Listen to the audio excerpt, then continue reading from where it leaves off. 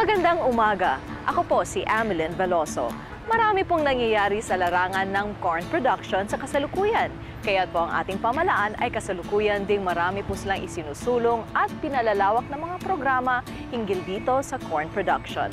Bakit at paano? Aalamin po natin dito lamang sa bagong maunlad na agrikultura. Maunlad na, agrikultura maunlad na, agrikultura maunlad na, agrikultura maunlad na. Sa episode na ito, isang update tungkol sa agresibong pagsusulong sa produksyon ng mais sa bansa. Dati po, nag-i-import tayo ng mga 1 million tons ng corn from other counties. Pero ngayon po, zero po ang ating importation. Ang aming pagdalaw sa ikatlong Post-Harvest Processing and Trading Center na ipinatayo sa Sarangani Province. Ang kagandahan po nitong na-process dito sa post-harvest facility ng NABCOR, naiwasan po natin yung aflatoxin content ng mais. Ang sariwang balita mula sa larangan ng agrikultura sa bansa. At pwede rin po kayong manalo ng isang munting regalo mula sa North Luzon Agribusiness Quadrangle. Ang lahat ng yan dito lamang sa bagong maunlad na agrikultura. Masaganan, likas yaman, kabukiran, kabundukan, kagubatan, pangisdaan, kabuhayan, kababayan, kabuhayan, kababayan, maunlad na, agrikultura maunlad na, agrikultura maunlad na, agrikultura maunlad na.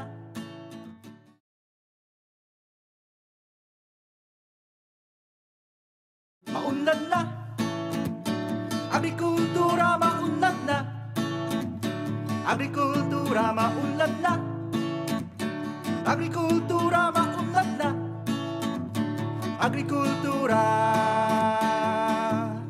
agrikultura. Upang mapaliwanag ang overall corn production sa taong ito at sa mga susunod na taon, makakausap po natin si Mr. Milo de los Reyes. Siya po ang head ng GMA Corn Program Secretariat ng Department of Agriculture. Magandang umaga po, sir. Magandang umaga, Amelyn.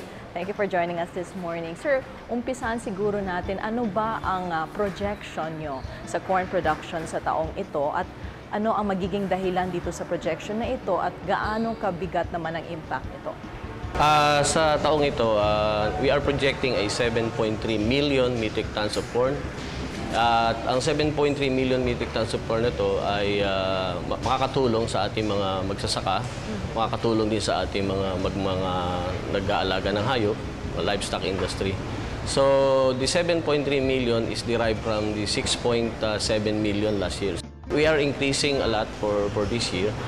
And for the first quarter of 2008, we have, for semester, we will be hitting at least 19% of the per semester target.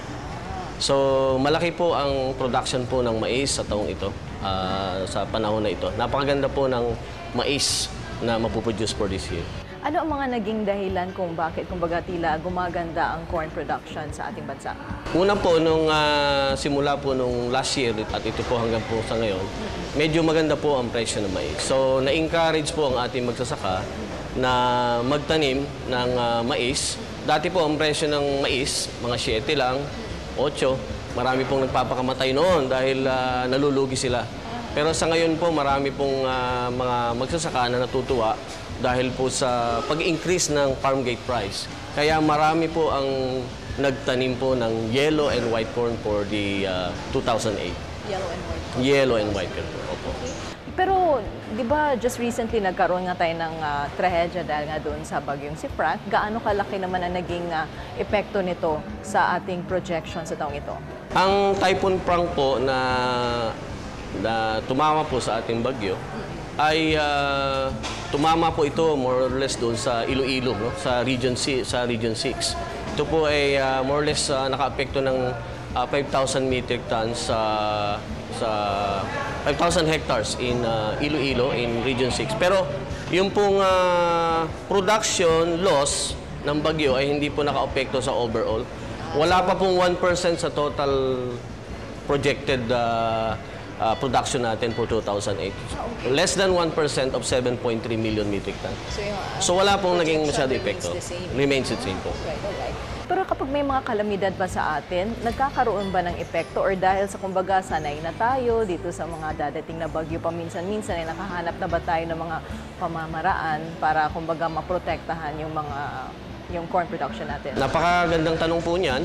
Sa tulong po ni Pangulo, ni GMA, at saka po ang ating sekretaryo, si Secretary Arthur Yap, nakaisip po ng pamamaraan upang matulungan po natin ang ating mga magsasaka na pag umuulan po, alam niyo po, pag umuulan, ang isang problema talaga yung kakulangan ng post-harvest facilities. So yung post-harvest facilities na yan po ang inuuna natin ngayon. At humingi po tayo ng tulong sa ASEP. Binigyan po tayo ng ASEP funds na more or less 300 million para po makapagpatayo po ng 15 pa para sa taong ito. 4 na po yung naipatayo na post-harvest facilities. Isa po sa Malungon, sa Sarangani, isa po sa Kabacan, sa North Cotabato, sa Banga, South Cotabato, at isa po sa Serio Osmeña, Zamboanga del Norte. So more or less, yung isa pong post-harvest facilities na yan, that will cost you more or less 36 million, pero counterparting po ito. May counterpart po ang national government at saka po ang local government. So ang local government po, meron siyang 33% na taya dito. So nagkakaroon po ng joint venture between the national, the local, or the private sector, or the cooperative. So ang ating pong mga magsasaka, natutulungan siya na sa panahon po ng tag-ulan, pagka po panahon ng tag-ulan, hindi siya makatuyo. Kailangan po nitong post-harvest processing and trading center na ito, na yun po ang tumutulong na malaki sa magsasaka natin. Darating po ba ang panahon, sir, na hindi na natin kakailanganing mag-import ng corn? Tulad din ba ng bigas ito na may kailangan tayong mag-import pa? Dati po, nag-i-import tayo ng mga 1 million tons ng corn from other countries. Pero ngayon po, 0 po ang ating importation. So wala po tayong importation sa panahon na ito. 11 months na po tayong hindi nag-i-import. 11-12 months na hindi nag-i-import. Umaasa ang Secretariat na magpapatuloy ang pakikipagtulungan ng mga lokal na pamahalaan at pribadong sektor sa Agriculture Department at mapapanatili ang mataas na produksyon ng mataas na uring mais sa bansa. Ang anumang lumabis sa target production ng butil ay maaaring magresulta sa kakayanan nating magluwas nito pagdating ng panahon. Sa ngayon, pinatataas ang produksyon ng yellow corn para sa pakain sa hayop o feeds. Ang white corn naman ay pinagbubuti rin ang produksyon para sa pagkain ng tao. Ang produksyon ng BT corn ay nasa pagpapasya ng magsasaka. Ang mga magmamais na wala na sa panahon ang pagtatanim o nais ng pananim na mabilis na magbibigay ng ani ay maaaring mabigyan ng tulong sa pagtatanim ng BT corn. Ano po ba ngayon ang kumbaga major project naman ng GMA Corn Program? Well, ang isa sa mga aspeto ng programa